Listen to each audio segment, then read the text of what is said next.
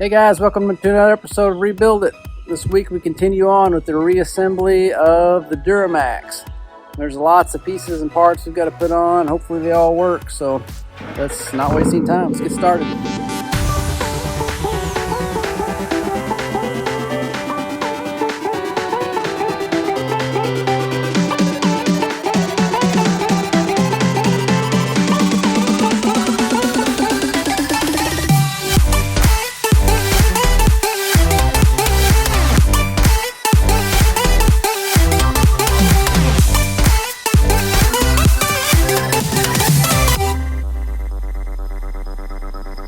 Okay, so here's where I am at the moment. I've got several new parts put on, just in the order that I figured it was going to be easier to get to as I went. So I started with this box here that was broken from the wreck and replaced it. And then went ahead and got the upper radiator hose on because that clamp is hard to get to behind everything. Got the fan clutch installed and the wiring hooked to it. The fan shroud here, or I guess that's not the shroud, but whatever this ring is, which broke. Oh, before all that, I got the intercooler tube hooked up and the power hooked to it. Need a new bracket because the bracket was all bent. So now I think I'm gonna get the fan installed, make sure I got good clearance everywhere. I gotta take this hose back off because remember I just put that on there. That's the I think that was the transmission cooler line because that goes back into the radiator. Get this back off, and then we'll start trying to see what's involved with getting coolers installed.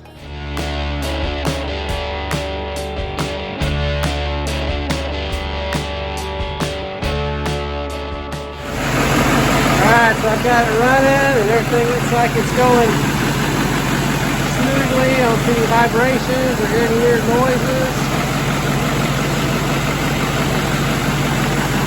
I think it's time to put on the coolers. Alright, so I'm going to clean me out a spot on this floor here where I can put a blanket down and lay down these coolers. I got coolers in all these boxes over here, and that shroud right there has to be installed on one of them. And then I realized here's the old shroud. This little round rubber piece on here I do not have, so I have to order that, but it should be here tomorrow, I think. I'll start putting this stuff together and kind of make a chunk instead of several different pieces.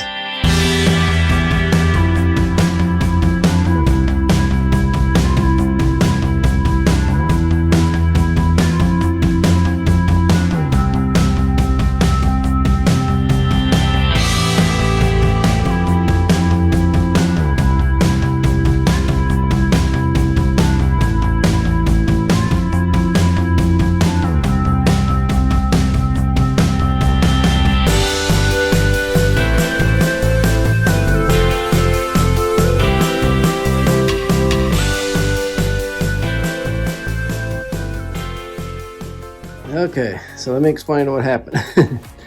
I got the radiator installed, got all the transmission cooler lines, the hoses, all the stuff connected to it, and then started to put in the intercooler and realized that there's not enough space to put them in separately. So I had to take all that back off of the radiator and get it back on the ground, put them both together, and then have two hernias lifting the whole thing up in there, and then now it's down in there where it's supposed to be.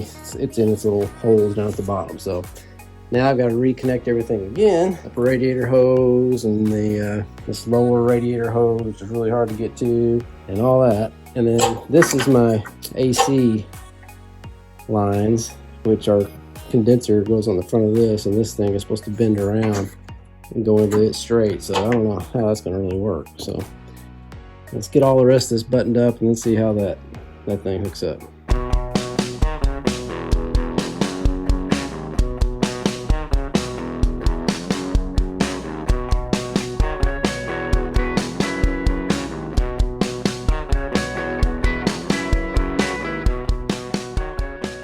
Okay, so I've got all the hoses and everything connected. I set this little can of refrigerant oil out to remind me to put that in the condenser, which I think mounts to that piece that goes in the front anyway. It doesn't mount to anything I've got on here yet. So I think I'm gonna go ahead and put this cover over the top right now that goes back on the radiator support, in case, I don't know if it holds weight on this to keep it from tilting one way or the other, but I want to get all that straight while it's not full of fluid. So I'll do that and then we'll start filling it up.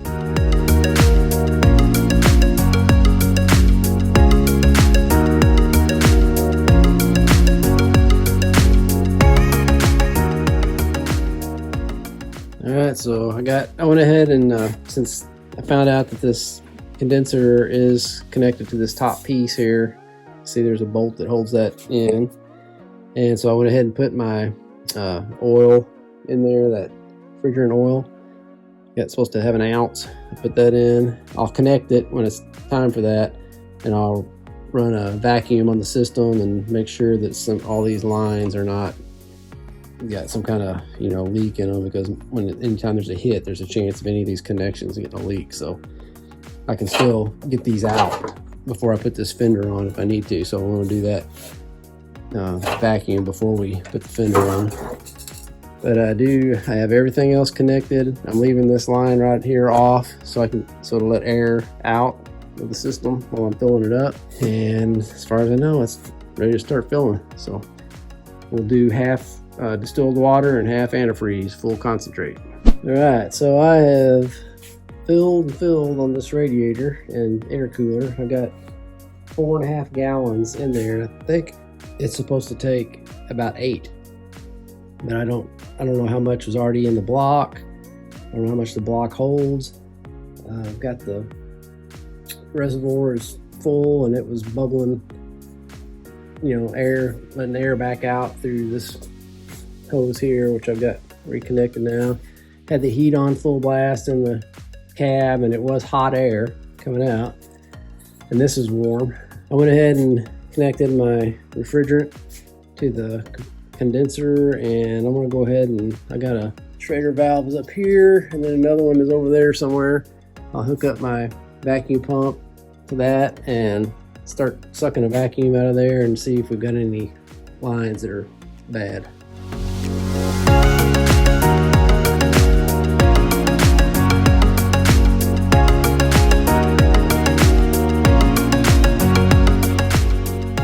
So it's been 30 minutes. I let it run 30 minutes, and I'm going to go ahead and turn off these valves, shut the valves, and I can turn off my pump. And then we'll watch these gauges for another 30 minutes or so and see if they move. If they do move, we've got a leak. If they don't move, we're golden. Okay, so it's been another 30 minutes, and believe it or not, these gauges have not moved at all. So that means we have no leak in this system. Even after it was hit, all that stuff up there was hit.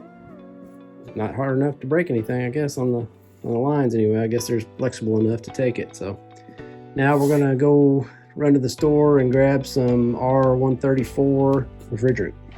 Okay, so I've got my R134 coolant or refrigerant connected to the line. I've drawn this. I've got the valve on. I've drawn this valve on in to pierce the little cap there, and taking it back out, which will allow the coolant to come into the line. Now I'm going to purge this line. I've still got my valves closed. I want to make sure that we see refrigerant come out right there. Okay, so refrigerant's out, so that means the refrigerant is coming from this into our valve gauges there. So now what we do is start the truck. I'm going to turn the AC on low, not on recirculate, just on regular. I've got a thermometer in the vent on the AC, and we'll start that, turn the AC on, and open this valve. This is going to take 21 ounces of refrigerant, and each one of these cans is 12. So I'm going to have to put 9 ounces from one of the cans in here, and we'll have to do that with a scale. So we'll start this up, and we'll kick on our AC.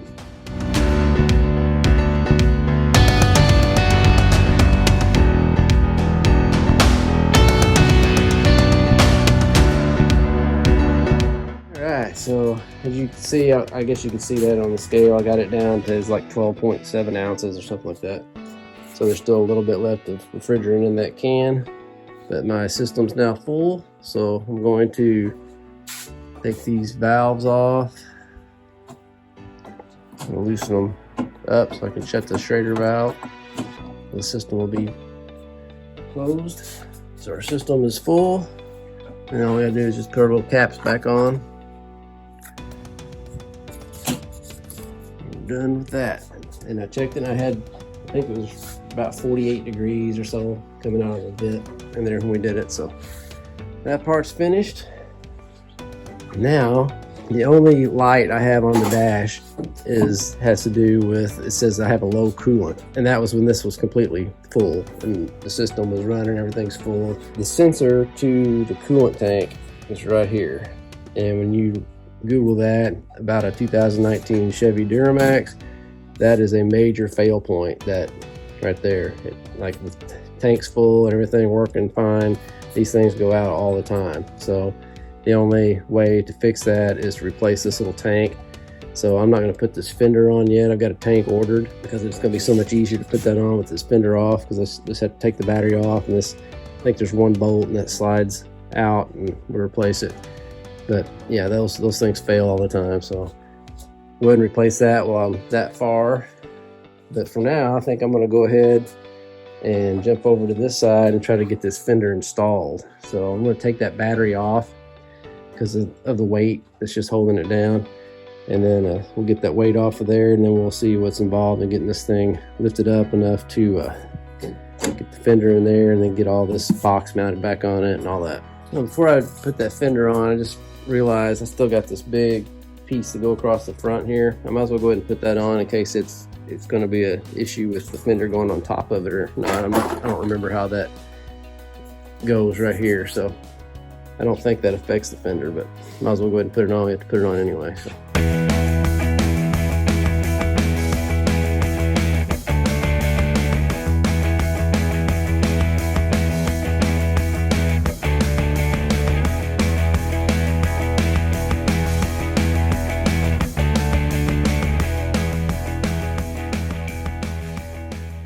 Okay, so I think I've got everything on this front piece here. I've got all the little bumpers for the hoods in there. I got the hood latch installed. It's all bolted on. I found the bolts for the headlights. I think that's what that goes to. I just stuck them in there loosely. So I think we are ready to go ahead, and I went ahead and got the battery out over here to get the weight out of it, to go ahead and try to install this fender. So this could be difficult. It's a big piece and it's kind of heavy, so we'll just have to see how this goes, because it's going to be kind of hard to, I think this is going to have to lift up a little bit to get the fender to go underneath it. But there's our two bolts that we're kind of aiming for to try to get. We got two slots in the fender to try to get all these bolts. The rest of them are hooked into this hole and this hole, and then all of this. These two tabs right here, here, and here go into the front holes on the that angled piece on the front of the fender. So got a lot of things that have to line up.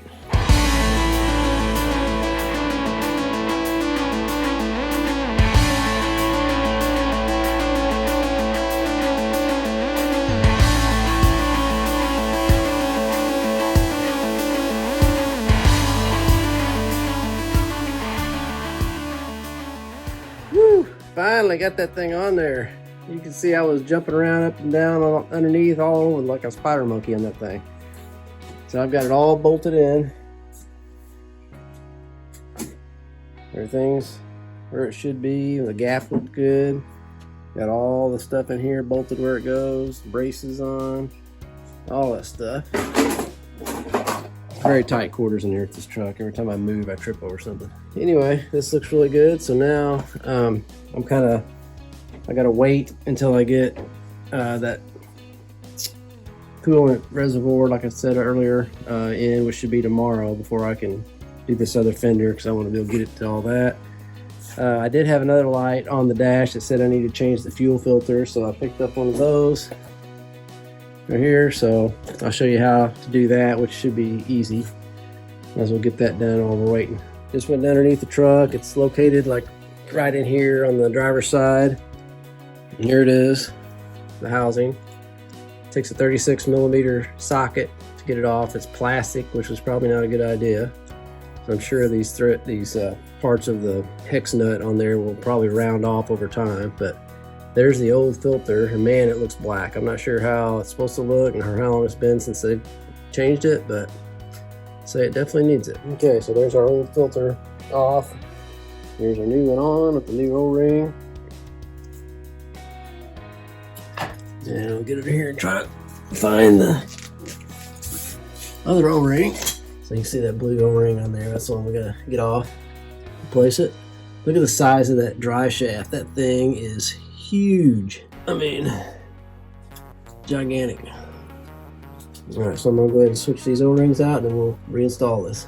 Okay, so I've got the filter back in, tightened down, and dried it off so I can see if we've got any leaks. But the next thing we gotta do is get up here and turn on our key and prime our pump. So we wanna hear that fuel pump kick on. When we turn this key on, it should kick on. Hear that?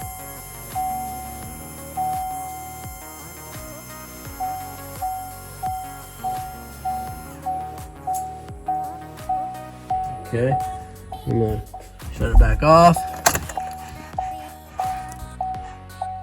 Then I'm gonna give it a second, then I'm gonna do that again, make sure that thing is completely filled so that when we start it, we don't have any air in the lines.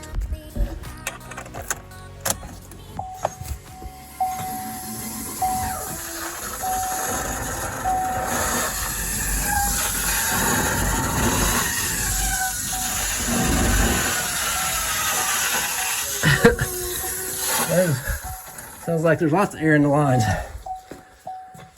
Okay, so I'm gonna do that again.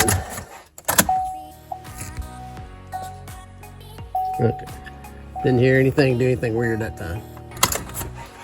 So I'm gonna open the door. The door open.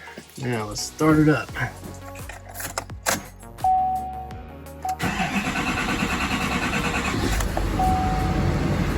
All right. We'll let it run a little bit, and then we'll get in here and change that, or reset that, change the fuel filter light. Okay, so supposedly to reset that light, all you have to do is hold the accelerator and the brake pedal all the way down for 10 seconds with the key on.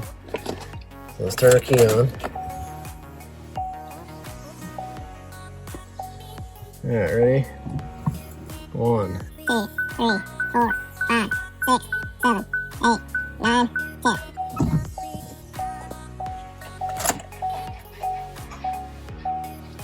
Okay, now let's start it up, make sure it's off.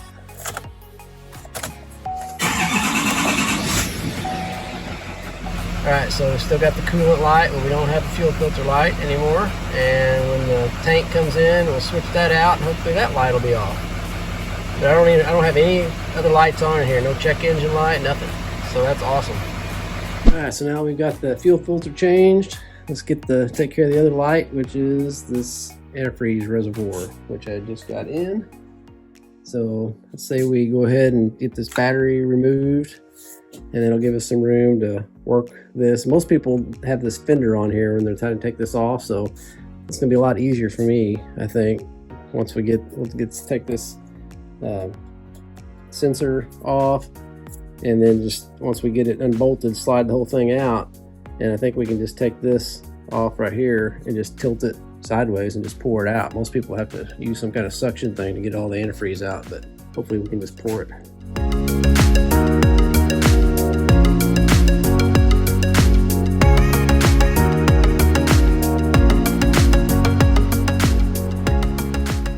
Alright, so that was pretty painless. Now I just spilled a little bit, so I'm going to go ahead and clean this battery tray up, which is good to do anyway. Anytime you have the battery out, although it looks really good, I don't see any corrosion or anything in there. This is a Southern truck, and underneath it looks the same way. I mean, there is no rust, nothing. So really nice. Came from Atlanta.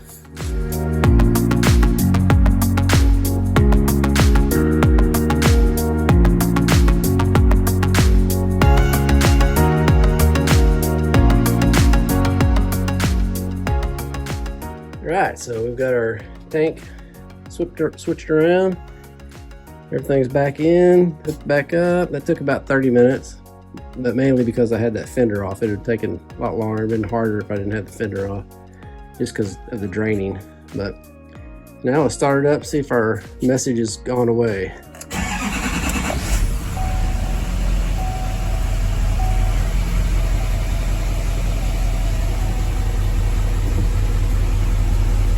Make sure you reset the windows. All right. So no warnings at all. So I've seen that over and over and over again on forums and YouTube.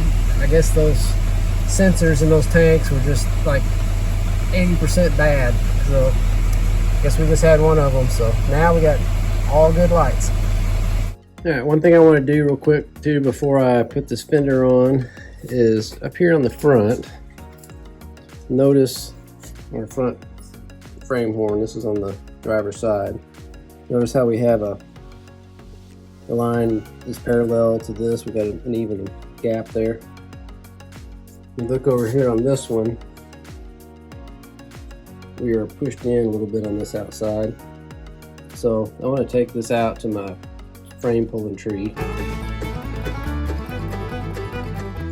and try to hook a clamp right here and use Paul's big old strap come along and see if I can pull that out. I have no idea if that will work because that might be so thick, heavy stuff that it won't budge at all, but I need to at least try it because I think this hole might not line up exactly right when we try to put the bumper on. So let's at least give it a shot. All right, so I've got the truck out here in the front yard. And I've got a clamp up to this right here. And it's one of those that when you pull, the harder you pull, there's a wedge in here that goes this way, and the tighter it clamps. So it shouldn't come off. Then I'll hook Paul's come along from that to a chain I have wrapped around this tree, and we'll see what it does.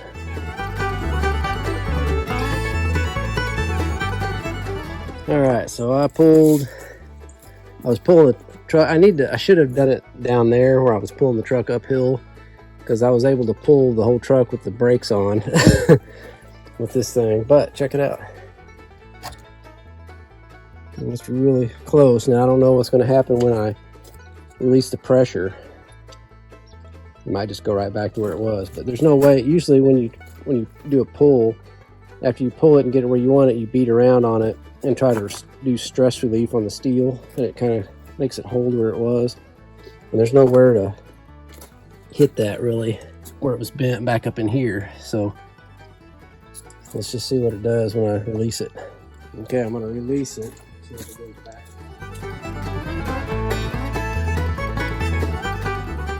Yep, went back. So I'm going to have to pull it out past where it originally was so that when it goes back, it goes back to where it originally was. So I'm going to do a little more pulling. All right, so I've got the pressure off. And check it out. We are straight. So hopefully when we get our bumper on, that thing lines right up with it. I would like to take this moment to thank all the little people that were involved in this project, especially Paul for the use of his awesome puller and for the use of his 1 7/8" wrench that I used to put the fan clutch back on, which is buried in there and you can't see. Well guys, thanks for watching this episode of Rebuild It. We hope you enjoyed it. Hopefully next week we can actually start putting some body panels back on this truck and make it look like a truck again. And man, I'm looking forward to that. So can't wait to get this thing back on the road and having some big manpower on the road. So we'll see you next week. Thanks again. Please make sure you give us a thumbs up below. Bye. And always remember, don't retire it if you can rebuild it. Thanks so much guys for tuning in and watching this week's episode of Rebuild It. Make sure you subscribe so you don't miss out on any awesome content. Have a good one.